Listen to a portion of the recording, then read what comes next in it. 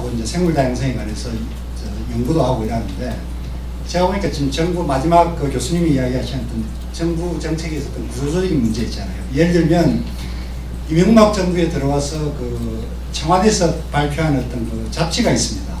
거기 보면 육류 소비를 갖다가 과감하게 줄여야 된다고, 그때 정책수석이 직접 청와대 그에서 식생활 활동 운동으로 언급을 했거든요.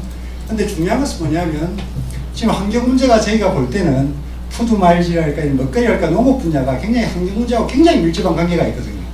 평가가 어떻게 됐든 간에 유엔이랄까 아니면 월드워치 같은 데 보면 기후변화, 생물 다양성 문제 전체에 이 축산업 문제가, 특히 농업 문제가 많이 다뤄지고 있는데, 정작 식품 문제에 속하는 환경부가 관여를 못하고 있습니다. 그래서 외국 같은 경우는 영국만 하더라도 식품하고 환경 문제하고 같이 부서가 조합되어 있는 걸로 알고 있거든요. 그러면 저희가 식생활 운동, 먹거리 운동을 통해서 농업 운동을 갖다 통해 가지고 환경 문제를 언급할 때는 농림수산부하고 접근을 갖다 하게 되어 있습니다. 근데 농림수산부는 기후변화 문제에 대해서 어떤 먹거리 문제에 관한 어떤 대응을 갖다 하면서도 실제 축산업이랄까 이런 분야를 보호해야 되는 어떤 입장이 있거든요. 그러니까 이런 입장이 있으니까 이것도 또 애매하고, 또 우리나라 정책업자한테, 우리가 정책 관계자들한테 기후변화 문제에 관해서 어떤 먹거리 문제, 뭐 주일의 채식이랄까 이런 걸 좀 하자 이러면, 축산업은 지금 먹거리 문제는 전 세계화가 되어 있습니다.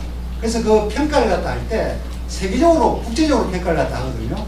근데 우리나라에서는 농업 분야가 또 상대적으로 작아요. 좀 수입을 통해서 오기 때문에. 그럼 이런 문제의 어떤 심각성을 이야기하면 그 우리나라하고는 별 그 평가하는 기준이 맞지 않다 이라거든요. 그래서 어떻게 하면 국민과 정부, 부처 간, 그리고 국가와 어떤 국제 간의 어떤 이걸 갖다 통합해서 기후변화랄까 생물 다양성에 효과를 높일 수 있는 그런 지혜가 필요하지 않는가. 네. 그런 생각을 합니다. 예, 감사합니다. 박수 한번 부탁드리겠습니다. 네, 말씀은 농림수산식품부거든요. 그 식품이 농림수산식품부에 소관이 돼갖고 여러 면으로 이제 관리를 해서, 지금 아까 노 박사님 말씀하신 대로 다음 정부에서는 이것이 좀 통합적으로 되는, 가능하면 좀 격상되는 환경부 역할이 그런 기회가 됐으면 좋겠는데, 많은 분들께서 관심을 가져주셔야 그렇게 되지 않을까 생각을 합니다. 문제가 좀 있다고 생각이 들었습니다. 예, 또 다른 분 한 분 정도 더 모시겠습니다. 우리 센터장님 한 말씀, 예, 정리 겸해서.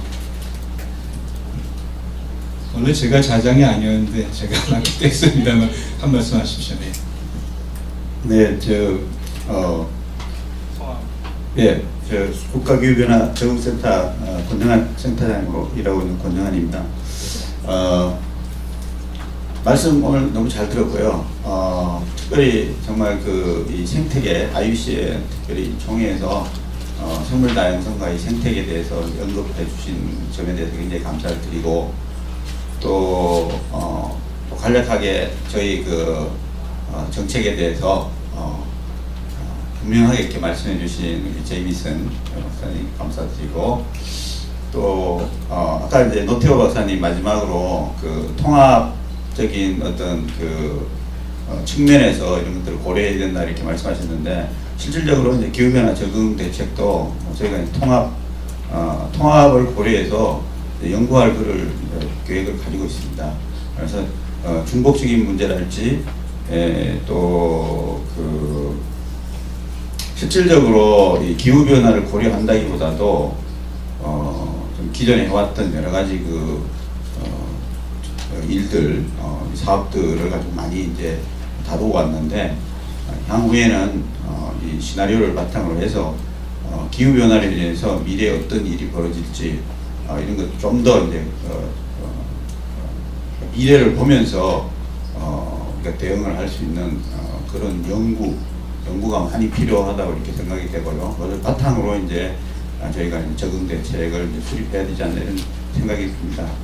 그래서 그런 정말 지적해 주신 데 대해서 굉장히 감사하고, 저희들 또 그것을 잘 반영해서 환경부랑 이렇게 잘 국가 정책이랄지 또 로컬 지방 정책 이런 것들 잘 수립해서 이행할 수 있도록 그렇게 노력하도록 하겠습니다. 감사합니다.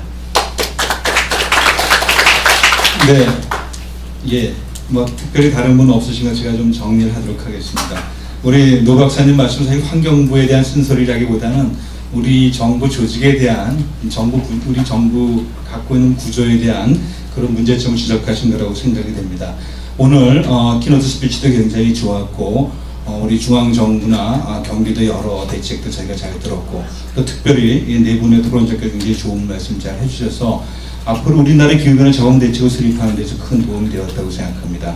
좌장으로서 조금만 덧붙이고 싶습니다. 딱 지금 1시가 됐습니다만 붙이고 싶은 것은 지금까지 대책들이 대부분 인간 중심으로 되었기 때문에 이제는 생태계 중심, 생태계를 보다 중요시하는, 지금까지는 우리에게 미치는 피해를 줄이기 위해서 산사태를 막기 위해서 강남역 사거리가 침수되는 걸 막기 위한 그런 대책이 많았으면 그건 역시 중요하다고 생각합니다. 이제는 좀 더 장기적으로 내다본다면 우리 생태계가 건강하고 생태계 다양성이 보존되는 생태계 중심 그런 대책 쪽으로 이제 장기적으로는 가야 되겠다는 생각이 들었습니다.